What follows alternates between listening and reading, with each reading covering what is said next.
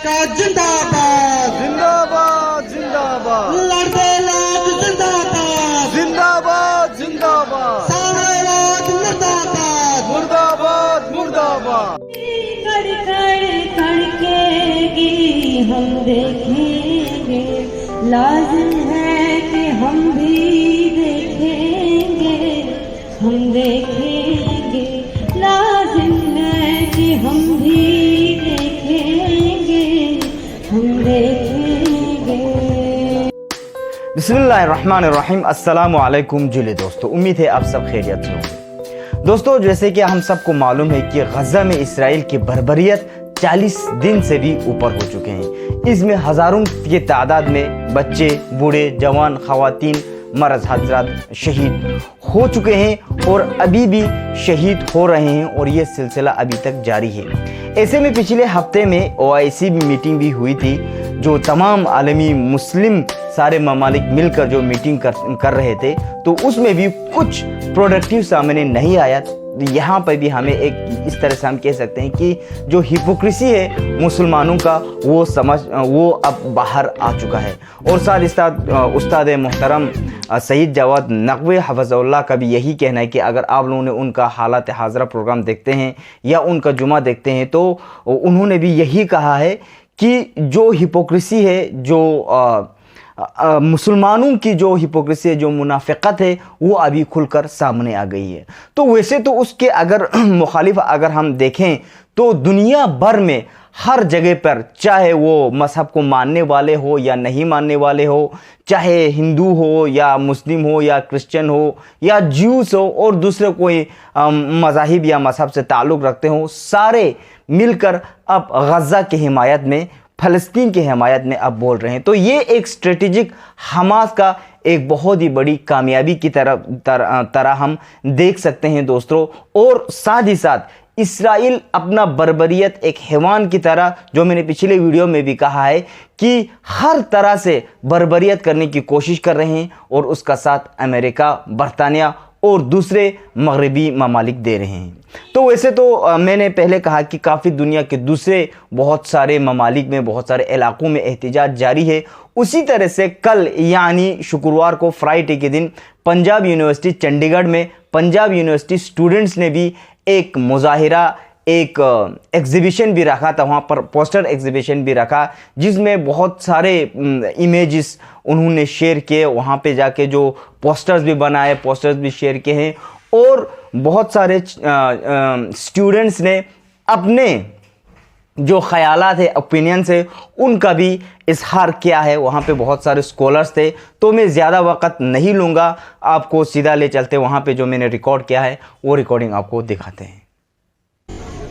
सबसे पहली बात जो मैं यहाँ पे आकर के कहना चाहूंगी, पहली बात तो जितने भी साथियों ने बात रखी है उन्होंने सारी ही बातों को मेनली कवर कर दिया है।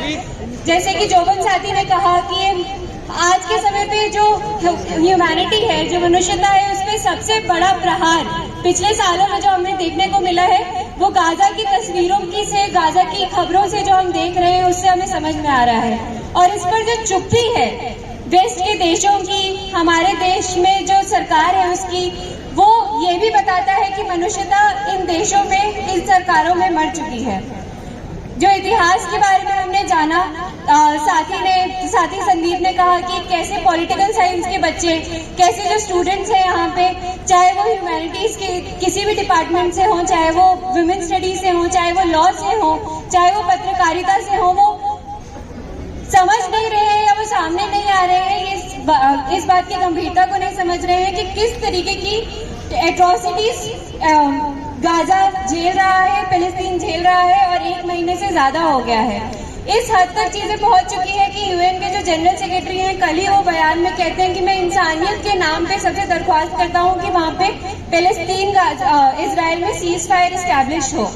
तो ये एक हेल्पलेसनेस भी है अंतर्राष्ट्रीय लेवल पे, या फिर कह लो कि नहीं काम कर पाने की इच्छा, लैक ऑफ डिटर्मिनेशन है UN की तरफ से जो हमें देखने को मिली है। पर सबसे बड़ा सवाल, जैसे ही आप बात करते हैं फिलिस्तीन के ऊपर, तो लोग आकर के पूछते हैं कि आप हमास के ऊपर क्या कह रहे हैं। सबसे पहले वो माइक लेकर के आ जाते हैं और आप बोलते हैं कि फिलिस्तीन पे जो हमला हो रहा है उससे पहले आप बताओ कि हमास के ऊपर आपका क्या स्टैंड है। आज के समय में सबसे बेवकूफाना और सबसे इनसेंसिटिव सवाल कोई हो सकता है तो वो यही है कि आप हमास के ऊपर क्या कहते हैं। सबसे पहली बात तो किसी टेररिस्ट ऑर्गेनाइजेशन को हम रिस्पॉन्सिबल नहीं बनाते हैं, हम उनकी जवाबदेही नहीं लेने जाते हैं कि एक टेररिस्ट ऑर्गेनाइजेशन से हम पूछे कि आपका क्या स्टैंड है। हमास ने जो किया वो किया, पर मेरा सवाल ये है कि क्या ये मुमकिन भी था कि हमास इस तरीके का अटैक कर सकता जबकि वो लैंडलॉक्ड है हर तरफ से इजराइल से? तो क्या ये नहीं है कि इजराइल ने ही करवाया ये हमला उनके ऊपर इलेक्शन जीतने के लिए या किसी न किसी तरीके के पॉलिटिकल गेन के लिए? क्या आज के टाइम एंड एज में हम इस बात को सही मान सकते हैं कि कोई एक हमला हो और उसके ऊपर हम 1 महीने से ज्यादा बम गिराते रहे? हम बोले कि वहां पे कोई एक हमास का इंसान हो सकता है, इसके लिए हम पूरा का पूरा कैंप उड़ा देंगे, हम जाकर के पूरे अस्पताल उड़ा देंगे, स्कूल उड़ा देंगे, बच्चों को मार देंगे और महीने से ज्यादा हम ही करते रहेंगे और करते रहेंगे। क्या ये सवाल कहीं से भी जायज है? दूसरी बात ये कि भारत का इस पे क्या स्टैंड है, भारत की सरकार का इस पे क्या स्टैंड है? तो हमेशा से भारत ने इजराइल की अस्तित्व को कभी स्वीकार ही नहीं किया। उन्होंने माना ही नहीं कि इजराइल जैसा कोई देश है और उसका कोई अस्तित्व है। लेकिन अब हम अचानक से देख रहे हैं कि ये जो मोदी सरकार है, जो भाजपा की सरकार है, उसने चुप्पी साधी है और वो सीधा सीधा इजराइल के साथ खड़ी है। ऐसा क्यों है? अचानक से हमारा जो स्टैंड है वैसे बदल क्यों गया देश के तौर पर? और सिर्फ बदला नहीं, इस तरह बदल गया कि यूपी में पोस्टर लग गए हैं कि आप फिलिस्तीन के समर्थन में जाकर के कोई प्रोटेस्ट नहीं कर सकते। दिल्ली पुलिस वार्निंग देती है कि दिल्ली में जो मस्जिद है उन्होंने अगर प्रार्थना भी करी फिलिस्तीन के लिए तो वो भी अलाउड नहीं है। तो मस्जिद के अंदर, हमारे मंदिरों के अंदर हम किसके लिए प्रार्थना करेंगे वो भी सरकार बता रही है। क्यों? क्या हमारा लेना देना है ऐसा इजराइल से? तो ये यही है कि खबरें ये भी आई है कि किस तरीके से जब से ये हमला चालू हुआ है, किस तरीके से मुस्लिम्स को इंडिया के अंदर टारगेट किया जा रहा है और यहाँ पे भाजपा सरकार हिंदू मुस्लिम विवाद खड़ा करके अपनी राजनीति चमका रही है। हमें याद रखना चाहिए कि इजराइल ही वो देश है जिससे हमने पेगासस नाम का ऐप खरीदा था और उसका हम इस्तेमाल करते हैं यहाँ के राजनेताओं के स्पाई करने के लिए, उन पर नजर रखने के लिए। तो ये सवाल हमारे लिए रेलेवेंट है, हमारे लिए बहुत जरूरी है जानना कि सरकार, हमारा देश कहाँ खड़ा है और हम नागरिक, जागरूक नागरिक होने के नाते इसका विरोध करें। ये जो नैरेटिव चल रहा है उसका विरोध करें, क्योंकि हम खुद वो देश हैं जो कि एक कॉलोनी में रह चुका है। हम ब्रिटिश कॉलोनी में रह चुके हैं और हमने अपनी आजादी की लड़ाई लड़ी है। तो आज कोई भी देश जो अपनी आजादी की लड़ाई लड़ रहा है और वो जंग में है, तो हमें उसके साथ खड़े होना चाहिए एज एक नेशन जो डीकॉलोनाइजेशन, जो खुद को डीकॉलोनाइज जिसने किया है, जिसने खुद अपनी आजादी की लड़ाई लड़ी है। मैं एक आइडियोलॉजिकल लेवल पर यही बातें, कुछ ऐसी बातें करना चाहूँगा कि इसमें एक होली लैंड का बहुत बड़ा एक एंगल आता है, जिसमें ये ज़्यादातर एक्यूज़ किया जाता है कि ये ज्यूस की ज़मीन है या एक ऐसे चोजन पीपल हैं। तो उसमें ये कि फॉर एग्जांपल सपोज कीजिए, I think Muslims were the first Muslim empire जो है ज्यूस को जेरूसलम में जगह देने वाले, वो एक Saladin, he was a Muslim king जिसने ज्यूस को जगह दी, जबकि ज्यूस खुद का परसिक्यूशन क्रिश्चियन बोल में बहुत ज़्यादा हो रहा था। आई थिंक 950 AD में ज्यूस को फर्स्ट टाइम पे अलाउ किया गया जेरूसलम में बाय मुस्लिम किंग। तो ये मुस्लिम और ज्यूस का तो इशू है ही नहीं। तो यहाँ से हम एक इस चीज़ को क्लैरिफाई कर सकते हैं। जिस तरीके से ज्यूस का एक होलोकॉस्ट हुआ उसके बाद यूरोप में, उसके वो they became people without land and land without people. ये वही चीज़ अभी फलस्तीनियों के साथ हो रही है। Now they have become people without land and land without people. और अब इसमें 3 चीज़ें बहुत ज़रूरी है कि एक तो डीह्यूमनाइजेशन का जो आइडिया है, एक पर्टिकुलर कम्युनिटी को कैसे डीह्यूमनाइज किया जाता है, और उसके साथ साथ आपको ह्यूमनिज्म का भी कंसेप्ट समझाया जाता है एक दूसरी साइड से। तो इजरायली जो लोग हैं, जो जीव्स वहाँ के रहने वाले हैं, उनके जो पॉलिटिकल प्रोपेगेंडा जो चलता है इजराइल में, वो फलस्तीनियों को लगभग डीह्यूमनाइज करने का एक प्रोसेस है। उसमें उस प्रोसेस में 3 चीज़ें सबसे बहुत ज़रूरी हैं। सबसे पहले जो आइडिया चोजन पीपल का आइडिया को सबसे ज़्यादा प्रोपेगेट किया जाता है, जिसमें यह कहा गया कि आप ही इसी होली लैंड के चोजन पीपल हो, क्योंकि आपके साथ जो गॉड ने कोवेनेंट किया है, मोसेस का जो कोवेनेंट है, वो सिर्फ इजरायली ज्यूज के साथ है उस पर्टिकुलर लैंड में। ये इस प्रोपेगेंडे को बहुत ज़्यादा प्रमोट किया जाता है इजराइल में। और दूसरी चीज़ विक्टिमहुड का, जो होलोकॉस्ट के बाद जो विक्टिम्स बने ज्यूज, और इस विक्टिमहुड को इजराइल में उस तरीके से प्रोपेगेट किया जाता है कि लोगों को सच में लगता है कि हम अभी भी विक्टिम्स हैं। उस टाइम पे यूरोप के विक्टिम्स थे क्रिश्चियन वर्ल्ड के, और अभी मुसलमानों के विक्टिम हैं। तो ये लोगों की ऐसी एक मेंटेलिटी बन चुकी है वहाँ पे। इसीलिए इस डिह्यूमनाइजेशन प्रोसेस में ये बहुत बड़ा एक फैक्टर है जिसमें इजरायली जो लोग हैं वो लगभग इंसान ही नहीं समझते हैं फलस्तीनी अरब्स को। एक स्टेटमेंट जो आया था जिसमें एक आ गया कि we are against human animals, जो एक इजरायली मिनिस्टर का एक स्टेटमेंट था। और उसके बाद एटम बम का भी मतलब वो भी यूज़ करने का बहुत एक वो चला इजरायली पार्लियामेंट में कि वो भी हम यूज़ कर सकते हैं, वो भी एक ऑप्शन है हमारे पास। तो आप सोच सकते हो कि किस तरीके से इजराइल के अंदर ही एक डिह्यूमनाइजेशन का प्रोसेस है जो उन लोगों को इंसान ही नहीं समझती है। और अब इसमें एक और एंगल है कि जो क्रिश्चियन ज़ायनिज़्म जो खासकर हमें दिखता नहीं है, वेलफेयर डिक्लेरेशन 1917 के बाद ये आइडिया जो जीविश ज़ायनिज़्म का जो आइडिया है वो basically it was for the sake of Jewish Christian Zionism. Christian Zionism ने ही प्रोपेगेट किया था जीविश ज़ायनिज़्म को, क्योंकि ऑब्वियसली जीव्स के साथ क्रिश्चियनिटी का भी बहुत बड़ा फायदा था, क्योंकि जेरूसलम एक क्रिश्चियन वर्ल्ड के लिए भी बहुत एक होली प्लेस मानी जाती थी। तो ये क्रिश्चियन ज़ायनिज़्म वाला आइडिया काफ़ी हद तक हमारे सामने नज़र नहीं आता है, लेकिन यूएस स्टेट का जिस तरीके से प्रोटेक्शन इजराइल को दे रही है और इजराइल के डिफेंस में हर टाइम पे मौजूद है, तो इसके पीछे एक एंगल क्रिश्चियन ज़ायनिज़्म का है जो हमें बिल्कुल नज़र ही नहीं आता है। और बाकी जैसे हम जानते हैं कि वहाँ से कुछ ऐसी स्टोरीज आ रही हैं, मतलब फ़लस्तीन से जब दो फैमिली से बच्चे एक दूसरे ट्रांसफ़र कर रहे हैं, तो ये ऐसी दर्दनाक स्टोरीज है जिसमें किसी भी आम इंसान का एक ज़मीर, जिसके अंदर अभी भी ज़मीर जिंदा है, कोई भी इंसान हो, मतलब ये समझ सकता है कि वहाँ किस तरीके का जुल्म है कि एक फैमिली अपने बच्चे को दूसरी फैमिली के पास दे रही है ताकि अगर वो मर गए तो दूसरी फैमिली कम से कम जिंदा रहे। तो मतलब ऐसी चीज़ें हो रही हैं। और मुझे अभी भी मतलब ये थोड़ा सा मैं समझ नहीं पा रहा हूँ कि क्यों अभी भी लिबरल एक डेमोक्रेटिक सो कॉल्ड डेमोक्रेसी या लिबरल वर्ल्ड सामने आके अभी भी मतलब इसमें सपोर्ट नहीं कर रहा है। तो कुछ ही ऐसे सेक्शन है सोसाइटी के जो आवाज़ उठा रहे हैं। अब जो इजरायली ऑक्यूपेशन है वो आप जानते हो कि ये सेक्टर कॉलोनिज्म का एक आइडिया है जो जिसमें यूरोपियंस और क्रिश्चियंस को बसाया गया ऑस्ट्रेलिया में, यूएस में या पूरे यूरोपियन वर्ल्ड में। उसका एक लास्ट फेज़ है, ये एक लास्ट ऐसा एक फेज़ है जिसमें एक ऐसा स्टेट बनाया गया जहाँ पे सेटलर्स को बसाया जाता है। जैसे इजराइल ने 2 स्टेट सोल्यूशन को ही नकार दिया जब उन्होंने सेटलर कॉलोनिज्म के आइडिया को एक्सेप्ट किया कि भाई हम यहाँ पर सेटलर्स को बसाएंगे फलस्तीनी गाँवों में। तो उसके बाद 2 स्टेट सोल्यूशन का कोई ऑप्शन ही नहीं बचा फलस्तीनी लोगों के पास। इसके बाद में एक फलस्तीनी पॉइंट है उनके कुछ इनका एक ये ऐसे मैं आपके सामने पढ़ना चाहता हूँ।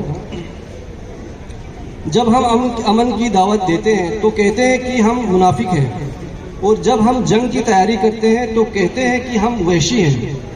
लेकिन क्या हम कातिल हैं? किसने किसको मारा? क्या उन्होंने ये सवाल किया?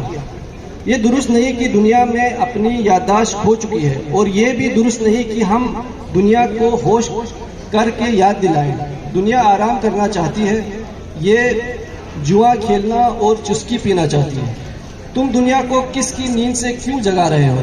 जो तुम सुनते हो वो मेरी आवाज़ नहीं है, और ये मेरी लाश की ज़मीन से टकराने की आवाज़ है। तो फिर खामोश से मर क्यों नहीं जाते? क्योंकि खामोश मौत एक जिल्लत उम्मीद की ज़िंदगी है।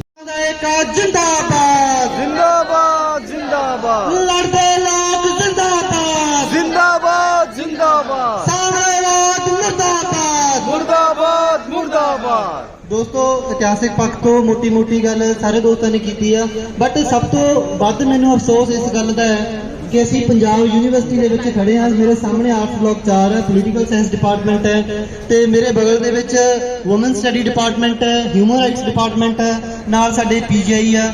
ਮਤਲਬ ਅਸੀਂ ਉਸ ਜਗ੍ਹਾ ਦੇ ਵਿੱਚ ਖੜੇ ਹਾਂ ਜਿੱਥੋਂ ਇਹ ਗੱਲ ਕਰਨੀ ਚਾਹੀਦੀ ਸੀ ਕਿ ਯੂਨੀਵਰਸਿਟੀਆਂ ਦੇ ਵਿੱਚੋਂ ਇਹ ਡਿਸਕੋਰਸ ਤੁਰਨਾ ਚਾਹੀਦਾ।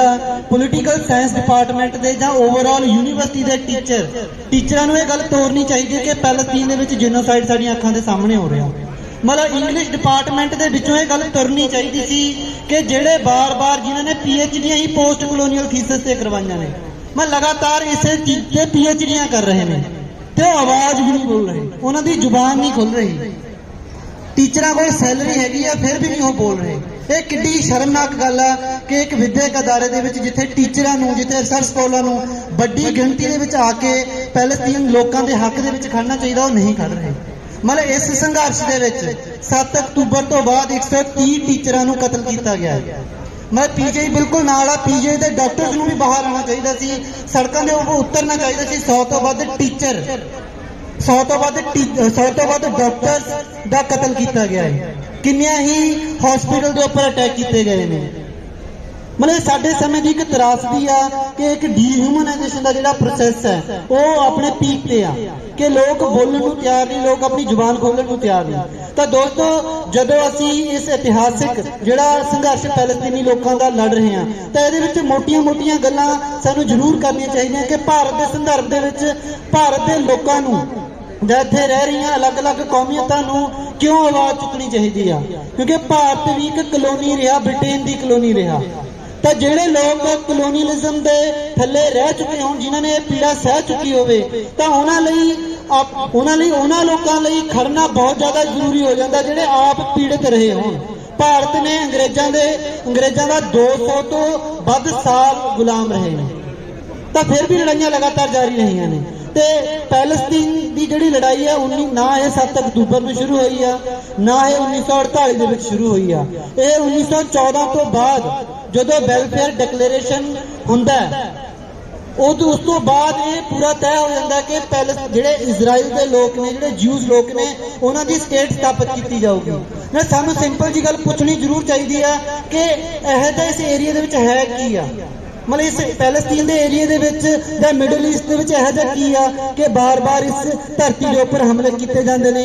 ਕਦੇ ਇਰਾਕ ਨੂੰ ਖਤਮ ਕੀਤਾ ਜਾਂਦਾ, ਕਦੇ ਸੀਰੀਆ ਤੇ ਹਮਲਾ ਕੀਤਾ ਜਾਂਦਾ, ਕਦੇ ਲੈਬਨਾਨ ਤੇ ਹਮਲਾ ਕੀਤਾ ਜਾਂਦਾ, ਕਦੇ ਕੁਵੈਤ ਨੂੰ ਤਬਾਹ ਕਰ ਦਿੱਤਾ ਜਾਂਦਾ। ਤਾਂ ਕਦੇ ਜਿਹੜੀਆਂ ਸਾਮਰਾਜਵਾਦੀ ਤਾਕਤਾਂ ਨੇ, ਕਦੇ ਉਹਨਾਂ ਦਾ ਲੀਡਰ ਯੂਕੇ ਹੁੰਦਾ, ਉਹ ਬੜੇ ਵੱਡੇ ਪੱਧਰ ਤੇ ਤਬਾਹੀ ਕਰਦਾ, ਤੇ ਵਰਲਡ ਵਾਰ ਸੈਕੰਡ ਤੋਂ ਬਾਅਦ ਇਹਨਾਂ ਦੀ ਸਰਦਾਰੀ ਯੂਐਸਏ ਦੇ ਹੱਥੋਂ ਆ ਜਾਂਦੀ ਆ ਤੇ ਉਹ ਲਗਾਤਾਰ ਕਤਲੋਗਾਰਤ ਕਰਦਾ। ਤਾਂ ਇਹਦੇ ਪਿੱਛੇ ਦੀ ਜਿਹੜੀ ਪੋਲੀਟੀਕਲ ਇਕਨੋਮੀ ਆ ਉਹਨੂੰ ਵੀ ਜ਼ਰੂਰ ਸਮਝਣਾ ਚਾਹੀਦਾ ਕਿ ਇੱਥੇ ਕਿਉਂ ਖੜੇ ਨੇ, ਇੱਥੇ ਲਗਾਤਾਰ ਇਜ਼ਰਾਈਲ ਨੂੰ ਸਪੋਰਟ ਕਿਉਂ ਕਰ ਰਿਹਾ, ਇੱਕ ਫੇਕ ਇਜ਼ਰਾਈਲੀ ਸਟੇਟ, ਇੱਕ ਜ਼ਾਇਨਿਸਟ ਸਟੇਟ ਕਿਉਂ ਕ੍ਰੀਏਟ ਕੀਤੀ ਜਾ ਰਹੀ ਆ। ਇਹ ਇਸ ਕਰਕੇ ਕੀਤੀ ਜਾ ਰਹੀ ਹੈ ਕਿਉਂਕਿ ਇੱਥੇ ਆਇਲ ਦੇ ਰਿਜ਼ਰਵ, ਕਿਉਂਕਿ ਇਹ ਇੱਕ ਟ੍ਰੇਡ ਰੂਟ ਦਾ ਇੱਕ ਸਾਧਨ ਹੈ ਕਿ ਅਗਰ ਤੁਸੀਂ ਏਸ਼ੀਆ, ਅਫਰੀਕਾ, ਲੈਟਿਨ ਅਮਰੀਕਾ ਜਾਂ ਵੈਸਟ ਏਸ਼ੀਆ ਦੇ ਲੋਕਾਂ ਤੇ ਜਾਂ ਉਹਨਾਂ ਦੀ ਇਕਨੋਮੀਆਂ ਦੇ ਉੱਪਰ ਕਬਜ਼ਾ ਕਰਨਾ ਹੈ ਤਾਂ ਇਹ ਇੱਕ ਜਿਓਪੋਲਿਟਿਕਲੀ, ਜਿਓ ਸਟ੍ਰੈਟੇਜਿਕਲੀ ਇੱਕ ਇੰਪੋਰਟੈਂਟ ਜਗ੍ਹਾ ਜਿੱਥੇ ਖੜ ਕੇ ਇਹ ਆਪਣੇ ਸਾਮਰਾਜਵਾਦੀ ਲੋਕ, ਵੱਡੇ ਕਾਰਪੋਰੇਟ ਆਪਣੀ ਮਤਲਬ ਜਿਹੜੀ ਪੂੰਜੀ ਆ ਉਹਦੀ ਲੁੱਟ ਮਚਾ ਸਕਦੇ ਨੇ, ਉਹਦੀ ਤਾਨਾਸ਼ਾਹੀ ਕਰ ਸਕਦੇ ਨੇ। ਤਾਂ ਇਹ ਇੱਕ ਦਾ ਇੰਪੋਰਟੈਂਟ ਪਹਿਲੂ ਹੈ ਜਿਹਨੂੰ ਜ਼ਰੂਰ ਛੱਡਿਆ ਜਾਣਾ ਚਾਹੀਦਾ ਕਿ ਇੰਪੀਰੀਅਲਿਜ਼ਮ, ਜਦੋਂ ਅਸੀਂ ਇੰਪੀਰੀਅਲਿਜ਼ਮ ਡਾਊਨ ਕਰਦੇ ਹਾਂ ਤਾਂ ਯੂਐਸ ਦਾ ਸਾਮਰਾਜਵਾਦ ਮੁਰਦਾਬਾਦ ਦਾ ਨਾਰਾ ਲਾਉਂਦੇ ਤਾਂ ਉਹਦਾ ਇੱਕ ਮੀਨਿੰਗ ਹੈ ਕਿ ਯੂਐਸ ਦਾ ਇੰਪੀਰੀਅਲਿਜ਼ਮ ਅੱਜ ਪੂਰੇ ਵਰਲਡ ਦੇ ਵਿੱਚ ਤਾਂਡਵ ਮਚਾ ਰਿਹਾ। ਜਿੱਥੇ ਵੀ ਮਤਲਬ ਜਦੋਂ ਪੂੰਜੀਵਾਦ ਦਾ ਜਿਹੜਾ ਕ੍ਰਾਈਸਿਸ ਆ ਉਹ ਲਗਾਤਾਰ ਡੂੰਘਾ ਹੋ ਰਿਹਾ ਤਾਂ ਪੂੰਜੀਵਾਦ ਦੇ ਕ੍ਰਾਈਸਿਸ ਨੂੰ ਦੂਰ ਕਰਨ ਦੇ ਲਈ ਲਗਾਤਾਰ ਜੰਗਾਂ ਦੀ ਲੋੜ ਆ। ਤੇ ਜਦੋਂ ਇਹ ਪੈਲਸਤੀਨ ਦਾ 7 ਅਕਤੂਬਰ ਤੋਂ ਬਾਅਦ ਅਗਰ ਅਸੀਂ ਦੇਖਦੇ ਹਾਂ ਅਮਰੀਕਾ ਦੇ ਡਿਫੈਂਸ ਦੇ ਸਟਾਕ ਬਹੁਤ ਤੇਜ਼ੀ ਨਾਲ ਉੱਪਰ ਵਧਦੇ ਨੇ। ਤਾਂ ਇਹ ਦੋਸਤੋ ਇੱਕ ਇਹਦਾ ਪਹਿਲੂ ਆ ਕਿ ਜਿਹੜਾ ਕਲੋਨੀਅਲਿਜ਼ਮ ਦਾ ਜਿਹੜਾ ਥੀਸਿਸ ਆ ਉਹ ਕਲੋਨੀ ਤੇ ਨਿਊ ਕਲੋਨੀ ਰੂਪ ਦੇ ਵਿੱਚ ਆਪਰੇਟ ਕਰਦਾ ਤੇ ਉਹ ਉਸੇ ਆਪਰੇਟ ਦੇ ਚੱਕਰ ਦੇ ਵਿੱਚ ਪੈਲਸਤੀਨ ਦੀ ਜਿਹੜੀ ਧਰਤੀ ਆ ਉਹਦੇ ਉੱਪਰ ਹਮਲਾ ਕੀਤਾ ਜਾ ਰਿਹਾ। ਬਹੁਤ ਸਾਰੇ ਲੋਕ ਜਿਹੜੇ ਲਿਬਰਲਸ ਨੇ ਉਹ ਇਸ ਕਰਕੇ ਇਸ ਤੋਂ ਕਿਨਾਰਾ ਕਰਨ ਦੀ ਵੀ ਕੋਸ਼ਿਸ਼ ਕਰ ਰਹੇ ਨੇ ਕਿ ਪੈਲਸਤੀਨ ਤਾਂ ਇੱਕ ਮੁਸਲਿਮ ਫੰਡਾਮੈਂਟਲਿਸਟ ਆਰਗੇਨਾਈਜੇਸ਼ਨ ਆ, ਇਸ ਕਰਕੇ ਸਾਨੂੰ ਸਪੋਰਟ ਨਹੀਂ ਕਰਨੀ ਚਾਹੀਦੀ। ਤੇ 7 ਅਕਤੂਬਰ ਨੂੰ ਪਹਿਲਾਂ ਪ੍ਰੋਵੋਕੇਸ਼ਨ ਹਮਾਸ ਨੇ ਕੀਤੀ ਆ। ਤਾਂ ਦੋਸਤੋ ਇਤਿਹਾਸਿਕ ਤੌਰ ਤੇ ਕਿਸੇ ਦੀ ਧਰਤੀ ਦੇ ਉੱਪਰ ਅਗਰ ਹਮਲਾ ਹੁੰਦਾ ਤਾਂ ਉਹਦਾ ਇਹ ਫੰਡਾਮੈਂਟਲ ਰਾਈਟ ਬਣਦਾ ਕਿ ਉਹ ਆਪਣੇ ਦੇਸ਼ ਦੇ ਲਈ ਲੜੇ। ਤਾਂ 1914 ਦੇ ਵਿੱਚ ਇਹ ਲੜਾਈ ਸ਼ੁਰੂ ਹੋ ਗਈ ਸੀ ਤੇ ਉਦੋਂ ਤੋਂ ਲੈ ਕੇ ਹੁਣ ਤੱਕ ਲਗਾਤਾਰ ਲੱਖਾਂ ਦੇ ਵਿੱਚ ਕਤਲੇਆਮ ਕੀਤਾ ਗਿਆ। 500 ਤੋਂ ਵੱਧ ਮਤਲਬ ਪੈਲਸਤੀਨ ਦੇ ਪਿੰਡਾਂ ਨੂੰ ਉਜਾੜ ਦਿੱਤਾ ਗਿਆ 1948 ਦੇ ਵਿੱਚ। 7 ਲੱਖ ਤੋਂ ਵੱਧ ਪੈਲਸਤੀਨੀ ਲੋਕਾਂ ਨੂੰ ਹਿਜਰਤ ਕਰਨ ਲਈ ਮਜਬੂਰ ਕੀਤਾ ਗਿਆ ਤੇ ਫੋਰਸਫੁਲੀ ਯੂਐਸਏ ਦੀ ਏਡ ਦੇ ਨਾਲ ਤੇ ਹੋਰ ਇੰਪੀਰੀਅਲਿਸਟ ਤਾਕਤਾਂ ਦੀ ਏਡ ਦੇ ਨਾਲ ਇਜ਼ਰਾਈਲ ਦੀ ਸਟੇਟ ਨੂੰ ਪੂਰਾ ਆਕਸੀਜਨ ਪ੍ਰੋਵਾਈਡ ਕੀਤਾ ਜਾਂਦਾ। ਮੈਂ ਦਾਅਵੇ ਨਾਲ ਇਹ ਕਹਿ ਸਕਦਾ ਕਿ ਅਗਰ ਇਹ ਜੰਗ ਜਿੱਤਣੀ ਆ मुर्दाबाद मुर्दाबाद ਫਲਸਤੀਨੀ ਸੰਘਰਸ਼ ਜਿੰਦਾਬਾਦ, जिंदाबाद जिंदाबाद ਸਾਮਰਾਜਵਾਦ ਮੁਰਦਾਬਾਦ, मुर्दाबाद मुर्दाबाद ਇਨਕਲਾਬ ਜਿੰਦਾਬਾਦ। जिंदाबाद जिंदाबाद। ਇਸ ਕਰਕੇ ਉਹਦਾ ਬਦਲਾ ਲੈਣ ਵਾਸਤੇ ਇਹ ਕਾਰਵਾਈ ਕੀਤੀ ਗਈ ਹੈ। ਪਰ ਅਸਲ ਜਿਹੜੀ ਸੱਚਾਈ ਹੈ ਉਹ ਇਹ ਹੈ ਕਿ ਹਮਾਸ ਨੇ ਹਮਲਾ ਬਿਨਾਂ ਕਿਸੇ ਕਾਰਨ ਨਹੀਂ ਕੀਤਾ। ਪਿਛਲੇ 1 ਸਾਲ ਤੋਂ ਲਗਾਤਾਰ ਫਲਸਤੀਨੀਆਂ ਨੂੰ ਇਜ਼ਰਾਈਲ ਵੱਲੋਂ ਨਿਸ਼ਾਨਾ ਬਣਾਇਆ ਜਾ ਰਿਹਾ ਸੀ। ਪਿਛਲੇ ਸਾਲ ਦੇ ਵਿੱਚ ਕਰੀਬ 300 ਹਮਲੇ ਜਿਹੜੇ ਫਲਸਤੀਨੀਆਂ ਦੇ ਉੱਪਰ ਹੋਏ ਨੇ ਇਜ਼ਰਾਈਲ ਵੱਲੋਂ ਕੀਤੇ ਗਏ ਨੇ। ਇਹਦੇ ਵਿੱਚ ਜਿਹੜਾ ਪੱਛਮੀ ਕਿਨਾਰੇ ਦਾ ਹਿੱਸਾ ਹੈ, ਵੈਸਟ ਬੈਂਕ ਜਿਹਨੂੰ ਕਿਹਾ ਜਾਂਦਾ ਹੈ, ਉਹਦੇ ਵਿੱਚ ਚੁਣ ਕੇ ਹਮਾਸ ਦੇ 250 ਕਾਰਕੁਨ ਨੇ ਜਿਹੜੇ ਉਹ ਕਤਲ ਕੀਤੇ ਗਏ ਨੇ ਇਜ਼ਰਾਈਲ ਵੱਲੋਂ। ਇਸ ਤੋਂ ਬਾਅਦ ਅਲ ਅਕਸਾ ਦੀ ਜਿਹੜੀ ਮਸਜਿਦ ਹੈ ਉਹਦੇ ਵਿੱਚ ਇਜ਼ਰਾਈਲੀ ਫੋਰਸਾਂ ਦਾਖਲ ਹੁੰਦੀਆਂ ਨੇ, ਉੱਥੇ ਰਵੜਦੀਆਂ मुर्दाबाद इजराइल मुर्दाबाद मुर्दाबाद मुर्दाबाद लड़ते लोगों का एक जिंदाबाद जिंदाबाद फलस्तीन के लोगों का संघर्ष जिंदाबाद जिंदाबाद जिंदाबाद इनकलाब जिंदाबाद जिंदाबाद जिंदाबाद इनकलाब जिंदाबाद जिंदाबाद जिंदाबाद इन्हीं लोगों का संघर्ष जिंदाबाद जिंदाबाद जिंदाबाद। ਮਨਪ੍ਰੀਤ ਨੇ ਬਹੁਤ ਚੰਗੇ ਤਰੀਕੇ ਦੇ ਨਾਲ ਇਹ ਸਾਰੇ ਪੂਰੀ ਜਿਹੜੀ ਕਾਰਨ ਨੇ ਇਹਦੇ ਪਿੱਛੇ ਦੀ ਪੂਰੀ ਇਤਿਹਾਸਕ ਜੋ ਪਿੱਠ ਭੂਮੀ ਹੈ ਉਹਦੇ ਬਾਰੇ ਸਾਨੂੰ ਦੱਸਿਆ ਹੈ। ਤੇ ਅੱਜ ਇਹ ਸੱਚਮੁੱਚ ਮਤਲਬ ਜਦੋਂ ਅਸੀਂ ਦੇਖਦੇ ਹਾਂ ਵੀ ਸਾਰੇ ਪੂਰੀ ਦੁਨੀਆ ਭਰ ਦੇ ਵਿੱਚ ਬਹੁਤ ਥੋੜੇ ਮੁਲਕ ਨੇ ਜਿਨ੍ਹਾਂ ਨੇ ਫਿਲਸਤੀਨ ਦੇ ਹੱਕ ਦੇ ਵਿੱਚ ਜਿਹੜੇ ਖੜੇ ਹੋਣਗੇ, ਪਰ ਦੂਜੇ ਪਾਸੇ ਸਾਨੂੰ ਪੂਰੀ ਦੁਨੀਆ ਭਰ ਤੋਂ ਲੱਖਾਂ ਹੀ ਲੋਕ ਇਹੋ ਜਿਹੇ ਨੇ ਜਿਹੜੇ ਸੜਕਾਂ ਦੇ ਵਿੱਚ ਆਪਣੀਆਂ ਸਰਕਾਰਾਂ ਦੇ ਖਿਲਾਫ ਸੜਕਾਂ ਦੇ ਉੱਤੇ ਉਤਰ ਕੇ ਉਹਨਾਂ ਫਿਲਸਤੀਨੀ ਲੋਕਾਂ ਦੇ ਹੱਕ ਦੇ ਵਿੱਚ ਅੱਜ ਖੜੇ ਹੋ ਕੇ ਆਵਾਜ਼ ਚੱਕ ਰਹੇ ਨੇ। ਅਜਿਹਾ ਹੀ ਇੱਕ ਮੁਲਕ ਆਪਣਾ ਹੈ ਜਿੱਥੇ ਬਹੁਤ ਸਾਰੀਆਂ ਥਾਵਾਂ ਇਹੋ ਜਿਹੀਆਂ ਨੇ ਜਿੱਥੇ ਲੋਕਾਂ ਨੂੰ ਸਿਰਫ ਇਸ ਕਰਕੇ ਚੱਕ ਲਿਆ ਗਿਆ ਕਿਉਂਕਿ ਉਹ ਫਿਲਸਤੀਨ ਦੇ ਹੱਕ ਦੇ ਵਿੱਚ ਆਵਾਜ਼ ਚੱਕ ਰਹੇ ਸੀ। ਤੇ ਅੱਜ ਇਹ ਇਸ ਤਰ੍ਹਾਂ ਦੇ ਹੋਰ ਜਿਹੜੀਆਂ ਪ੍ਰਦਰਸ਼ਨ ਹੋਏ ਨੇ ਪਿਛਲੇ ਸਮਿਆਂ ਦੇ ਵਿੱਚ ਉਹਨਾਂ ਦੀਆਂ ਵੀ ਆਪਾਂ ਤਸਵੀਰਾਂ ਲਗਾਈਆਂ ਨੇ। ਦੋਸਤੋ, ਰਜ਼ੂਲ ਹਮਜ਼ਾ ਤੋਬ ਦੀ ਇੱਕ ਕਿਤਾਬ ਹੈ ਮੇਰਾ ਦਾਗਿਸਤਾਨ, ਤੁਸੀਂ ਸਾਰਿਆਂ ਨੇ ਉਹਦਾ ਨਾਮ ਸੁਣਿਆ ਹੋਊਗਾ। ਉਹਦੀ ਇੱਕ ਬਹੁਤ ਮਸ਼ਹੂਰ ਸਤਰ ਹੈ ਵੀ ਜੇ ਤੁਸੀਂ ਅਤੀਤ ਤੇ ਗੋਲੀ ਚਲਾਓਗੇ ਤਾਂ ਭਵਿੱਖ ਤੁਹਾਨੂੰ ਤੋਪ ਨਾਲ ਵਿੰਨ ਸੁੱਟੇਗਾ। ਤੇ ਅੱਜ ਬਹੁਤ ਸਾਰਾ ਇੱਕ ਇਹੋ ਜਿਹਾ ਤਬਕਾ ਤਿਆਰ ਕੀਤਾ ਗਿਆ ਹੈ ਗੋਦੀ ਮੀਡੀਆ ਵੱਲੋਂ ਵੀ ਤੇ ਹੋਰ ਜਿਹੜਾ ਵਿਕਿਆ ਹੋਇਆ ਅਮਰੀਕੀ ਮੀਡੀਆ ਵੱਲੋਂ ਵੀ, ਜਿਹੜਾ ਇੱਕ ਸਵਾਲ ਕਰਦਾ ਹੈ ਵੀ ਸ਼ੁਰੂ ਕਿਹਨੇ ਕੀਤਾ ਸੀ। ਮਤਲਬ ਵੇਖਣ ਨੂੰ ਇਹ ਬਹੁਤ ਬਚਕਾਨਾ ਸਵਾਲ ਲੱਗਦਾ ਹੈ, ਪਰ ਇਹ ਸਵਾਲ ਅਕਸਰ ਕੀਤਾ ਜਾਂਦਾ ਹੈ ਵੀ 7 ਅਕਤੂਬਰ ਨੂੰ ਸ਼ੁਰੂ ਕਰਨ ਵਾਲਾ ਫਲਸਤੀਨ ਦੇ ਲੋਕ ਸੀ। ਪਰ ਉਹ ਇਹ ਸਵਾਲ ਕਰਨ ਲੱਗੇ ਸਾਰੇ ਇਤਿਹਾਸ ਨੂੰ ਅਣਦੇਖਾ ਕਰ ਦਿੰਦੇ ਆ, ਉਹ ਉਸ ਨਕਬੇ ਨੂੰ ਅਣਦੇਖਾ ਕਰ ਦਿੰਦੇ ਆ ਜਦੋਂ 10 ਲੱਖ ਤੋਂ ਵੱਧ ਜਿਹੜੇ ਲੋਕਾਂ ਨੂੰ ਉਜਾੜਿਆ ਗਿਆ ਸੀ ਉਹਨਾਂ ਦੇ ਘਰਾਂ ਤੋਂ, ਉੱਥੋਂ ਸ਼ੁਰੂ ਹੁੰਦਾ ਹੈ। ਅੱਜ ਮੌਜੂਦਾ ਸਥਿਤੀ ਬਾਰੇ ਮਾਪੀ ਜਸੋਰਾ ਨੇ ਗੱਲ ਕੀਤੀ ਵੀ ਕਿਵੇਂ ਲੋਕਾਂ ਨੂੰ ਉਹਨਾਂ ਦੇ ਘਰਾਂ ਚੋਂ ਕੱਢ ਕੇ ਟਾਰਗੇਟ ਕੀਤਾ ਜਾ ਰਿਹਾ ਹੈ। ਮਤਲਬ ਉਹਨਾਂ ਕੋਲ ਕੋਈ ਥਾਂ ਨਹੀਂ ਛੱਡੀ ਇਹਨਾਂ ਨੇ ਬਚਣ ਲਈ। ਪਹਿਲਾਂ ਉਹਨਾਂ ਨੂੰ ਫੱਟੜ ਕੀਤਾ ਜਾਂਦਾ ਬਿਮਾਰੀ ਨਾਲ, ਫਿਰ ਜਦੋਂ ਫੱਟੜ ਹੁੰਦੇ ਨੇ ਤਾਂ ਐਂਬੂਲੈਂਸ ਦੇ ਵਿੱਚ ਇਹ ਗੁੰਜਾਇਸ਼ ਹੁੰਦੀ ਆ ਵੀ ਹਸਪਤਾਲ ਜਾ ਕੇ ਆਪਦਾ ਇਲਾਜ ਕਰ ਸਕਣਗੇ, ਪਰ ਐਂਬੂਲੈਂਸਾਂ ਦੇ ਉੱਤੇ ਹਮਲੇ ਕੀਤੇ ਜਾਂਦੇ ਆ। ਜੇ ਐਂਬੂਲੈਂਸ ਬਚ ਜਾਵੇ ਤਾਂ ਹਸਪਤਾਲ ਦੇ ਹੋ ਸਕਦਾ ਵੀ ਉਹ ਬਚ ਸਕਦਾ ਹੈ, ਹਸਪਤਾਲ ਤੱਕ ਨੂੰ ਨਹੀਂ ਛੱਡਿਆ ਜਾਂਦਾ। ਅਲ-ਸ਼ਿਫਾ ਹਸਪਤਾਲ ਦਾ ਹਾਲ ਤੁਸੀਂ ਸਾਰਿਆਂ ਨੇ ਵੇਖਿਆ, ਜਿੱਥੇ ਇੱਕੋ ਸਮੇਂ ਦੇ ਵਿੱਚ 500 ਤੋਂ ਵੱਧ ਜਿਹੜੇ ਲੋਕ ਨੇ ਉਹ ਮਾਰੇ ਗਏ ਨੇ, ਜਿਨ੍ਹਾਂ ਦੇ ਵਿੱਚ ਨਵ ਜੰਮੇ ਬੱਚੇ ਵੀ ਸ਼ਾਮਲ ਨੇ। ਤੇ ਜੇ ਉਹ ਫਿਰ ਵੀ ਬਚ ਜਾਂਦੇ ਨੇ, ਆਪਦਾ ਇਲਾਜ ਕਰ ਲੈਂਦੇ ਨੇ, ਤਾਂ ਦੋਸਤੋ ਬੇਸ਼ਰਮੀ ਦੀ ਹੱਦ ਟੱਪਦੇ ਹੋਏ ਮਤਲਬ ਇਹ ਤੋਂ ਵੱਡਾ ਮਨੁੱਖਤਾ ਦਾ ਘਾਣ ਸ਼ਾਇਦ ਆਪਣੀ ਸਦੀ ਦੇ ਵਿੱਚ, ਅੱਧੀ ਸਦੀ ਦੇ ਵਿੱਚ ਨਹੀਂ ਹੋਇਆ ਹੋਣਾ ਵੀ ਜਦੋਂ ਤੁਸੀਂ ਉਹਨਾਂ ਦਾ ਹਵਾ, ਪਾਣੀ, ਤੇਲ, ਖਾਣ ਪੀਣ, ਬਿਜਲੀ ਸਭ ਕੁਝ ਕਰ ਦੋ, ਤੁਸੀਂ ਉਹਨਾਂ ਤੋਂ ਉਹਨਾਂ ਦੇ ਜਿਉਂਦੇ ਰਹਿਣ ਦੇ ਅਸੀਂ ਵਸੀਲੇ ਆ ਜਿਹੜੇ ਉਹ ਖੋਲੋ। ਹੁਣ ਕੱਲ ਪਰਸੋਂ ਇੱਕ ਫੋਟੋ ਵੇਖੀ ਜਿਹਦੇ ਵਿੱਚ ਬਿਜਲੀ ਚਲੇ ਜਾਣ ਦੇ ਉੱਤੇ ਡਾਕਟਰਾਂ ਨੇ ਕੀ ਕੀਤਾ ਵੀ ਨਵ ਜੰਮੇ ਬੱਚਿਆਂ ਨੂੰ ਨਾਲ ਰੱਖਿਆ ਤਾਂ ਕਿ ਇੱਕ ਦੂਜੇ ਦੀ ਗਰਮੀ ਦੇ ਨਾਲ ਉਹ ਜਿਉਂਦੇ ਰਹਿ ਸਕਣ। ਤਾਂ ਇਹੋ ਜਿਹੀਆਂ ਜਿਹੜੀਆਂ ਤਸਵੀਰਾਂ, ਇਹੋ ਜਿਹੇ ਜਿਹੜੀਆਂ ਵੀਡੀਓਆਂ ਵੇਖ ਕੇ ਕਿਸੇ ਦਾ ਵੀ ਦਿਲ ਪਸੀਜ ਜਾਂਦਾ ਹੈ ਤੇ ਇਹੋ ਜਿਹੀਆਂ ਵੀਡੀਓਆਂ ਸਾਨੂੰ ਵਿਚਲਿਤ ਕਰ ਦਿੰਦੀਆਂ, ਜਿਹਦੇ ਕਰਕੇ ਅੱਜ ਅਸੀਂ ਇੱਥੇ ਇਕੱਠੇ ਹੋਏ ਹਾਂ। ਹੁਣ ਆਈਏ ਵੀ ਉਹ ਸ਼ੁਰੂ ਕੀਤੇ ਵਾਲੀ ਗੱਲ ਇਹ ਸ਼ੁਰੂ ਹੋਇਆ ਕੀ ਇਹ 1948 ਤੋਂ ਸ਼ੁਰੂ ਹੋਇਆ ਕੀ ਇਹ ਉਦੋਂ ਸ਼ੁਰੂ ਹੋਇਆ ਜਦੋਂ ਹਿਟਲਰ ਵੱਲੋਂ ਜਿਹੜੇ ਯਹੂਦੀਆਂ ਤੇ ਕਤਲੇਆਮ ਹੋਇਆ ਸੀ ਤੇ ਉਹਨਾਂ ਦੇ ਕਤਲੇਆਮ ਤੋਂ ਭੱਜੇ ਜਿਹੜੇ ਯਹੂਦੀ ਨੇ ਆਪਦੀ ਜਾਨ ਲਈ ਉਹ ਨਕਾਰੇ ਗਏ ਅਮਰੀਕਾ ਦੇ ਵੱਲੋਂ, ਤੇ ਸਾਰੇ ਜਿਹੜੇ ਬ੍ਰਿਟੇਨ ਵਰਗੇ ਦੇਸ਼ ਨੇ ਇਹਨਾਂ ਨੇ ਹੱਥ ਖੜੇ ਕੀਤੇ ਵੀ ਅਸੀਂ ਤੁਹਾਨੂੰ ਸ਼ਰਨ ਨਹੀਂ ਦੇ ਸਕਦੇ। ਜੇ ਇਹਨਾਂ ਨੂੰ ਇੰਨੀ ਚਿੰਤਾ ਸੀ ਤਾਂ ਇਹਨਾਂ ਨੇ ਆਪਦੇ ਦੇਸ਼ ਦੇ ਵਿੱਚ ਯਹੂਦੀਆਂ ਨੂੰ ਸ਼ਰਨ ਨਹੀਂ ਕੀਤੀ।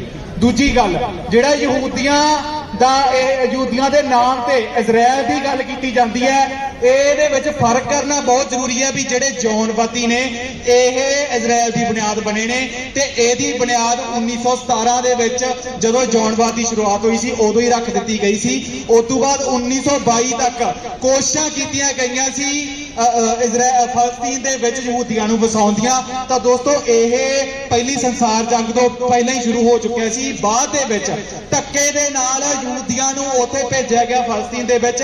ਤੇ ਇੱਕ ਇਹਦੇ 'ਚ ਬਹੁਤ ਜ਼ਰੂਰੀ ਜਿਹੜੀ ਕੜੀ ਇਹ ਹੈ ਵੀ ਜਿਹੜਾ ਸੰਯੁਕਤ ਰਾਸ਼ਟਰ ਜਿਹੜਾ UN ਅੱਜ ਦਮਗੱਜੇ ਮਾਰਦਾ ਵੀ ਮੈਂ ਹਿਊਮਨ ਰਾਈਟ ਦਾ ਰਾਖਾ ਹੈ, ਉਹੀ UN ਮਤਾ ਪਾਸ ਕਰਦਾ ਵੀ 56% ਦੀ ਜਿਹੜੀ ਫਲਸਤੀਨ ਦੀ ਧਰਤੀ ਹੈ ਉਹ ਅੱਜ ਤੋਂ ਬਾਅਦ ਇਜ਼ਰਾਈਲ ਦੀ ਹੋਈ। ਤਾਂ ਇਹ ਖੁਦ ਨੂੰ ਜਿਹੜੇ ਜਮਹੂਰੀਅਤ ਦੇ ਡੈਮੋਕ੍ਰੇਸੀ ਦੇ ਝੰਡੇ ਬਰਦਾਰ ਦੱਸਦੇ ਨੇ, ਇਹੀ ਅਸਲ ਦੇ ਵਿੱਚ ਫਲਸਤੀਨ ਦੇ ਲੋਕਾਂ ਦਾ ਜਿਹੜਾ ਕਤਲੇਆਮ ਹੈ ਉਹਦੇ ਜ਼ਿੰਮੇਵਾਰ ਨੇ। ਇਸ ਤੋਂ ਬਾਅਦ 1948 ਦੇ ਵਿੱਚ ਕੀ ਹੁੰਦਾ ਹੈ ਆਪਾਂ ਨੂੰ ਪਤਾ ਹੈ, 10 ਲੱਖ ਤੋਂ ਵੱਧ ਲੋਕਾਂ ਜਿਹਦਾ ਆਪਾਂ ਹੁਣੇ ਜ਼ਿਕਰ ਕਰਕੇ ਹਟੇ ਆ, ਉਹਨਾਂ ਨੂੰ ਨਾ ਸਿਰਫ ਘਰਾਂ ਚੋਂ ਕੱਢਿਆ ਜਾਂਦਾ ਹੈ, ਉਹਨਾਂ ਨਾਲ ਕਤਲੇਆਮ ਕੀਤਾ ਜਾਂਦਾ ਹੈ, ਔਰਤਾਂ ਦਾ ਬਲਾਤਕਾਰ ਹੁੰਦਾ ਹੈ, ਬੱਚਿਆਂ ਨੂੰ ਮਾਰਿਆ ਜਾਂਦਾ ਹੈ। ਤੇ ਉਸ ਤੋਂ ਬਾਅਦ ਹੁਣ ਤੱਕ ਆਪਾਂ ਵੇਖਦੇ ਆਏ ਆ ਵੀ ਉਹ ਕਤਲੇਆਮ ਕਦੇ ਨਹੀਂ ਥੰਮਿਆ, ਅੱਜ ਤੱਕ ਉਹ ਚੱਲਦਾ ਆ ਰਿਹਾ ਹੈ। 2007 ਦੇ ਵਿੱਚ ਇੱਕ ਵੱਡੀ ਕੋਸ਼ਿਸ਼, ਇੱਕ ਇਨਫਰਾਸਟ੍ਰਕਚਰ ਤਿਆਰ ਕੀਤਾ ਜਾਂਦਾ ਹੈ ਇਜ਼ਰਾਈਲ ਵੱਲੋਂ, ਜਿਹਦੇ ਵਿੱਚ 700 ਕਿਲੋਮੀਟਰ ਲੰਬੀ ਇੱਕ ਦੀਵਾਰ ਖੜੀ ਕਰ ਦਿੱਤੀ ਜਾਂਦੀ ਹੈ ਵੀ ਤੁਸੀਂ ਜਿਹੜੇ ਫਲਸਤੀਨੀ ਇਹ ਮੇਨ ਸੜਕਾਂ ਤੱਕ ਵੀ ਨਹੀਂ ਆ ਸਕਦੇ, ਤੁਸੀਂ ਜਿਹੜੀਆਂ ਆਪਣੀਆਂ ਖਾਣ ਪਾਉਣ ਦੀਆਂ ਚੀਜ਼ਾਂ ਨੇ ਉਹਨਾਂ ਤੱਕ ਵੀ ਨਹੀਂ ਪਹੁੰਚ ਸਕਦੇ, ਜਿਹਦੇ ਕਰਕੇ ਉਹਨਾਂ ਨੂੰ ਸੁਰੰਗਾਂ ਬਣਾਉਣੀਆਂ ਪਈਆਂ। ਮਤਲਬ ਦੋ ਟੁਕ ਦਾ ਡੰਗ ਲਾਉਣ ਲਈ ਵੀ ਉਹਨਾਂ ਨੂੰ ਸੁਰੰਗਾਂ ਵਰਤਣੀਆਂ ਪੈ ਰਹੀਆਂ ਨੇ। Let us not forget that after the First World War, it was the British and the French who sliced up the Middle East and North Africa with no respect or empathy for the indigenous people of those lands. Now this is what we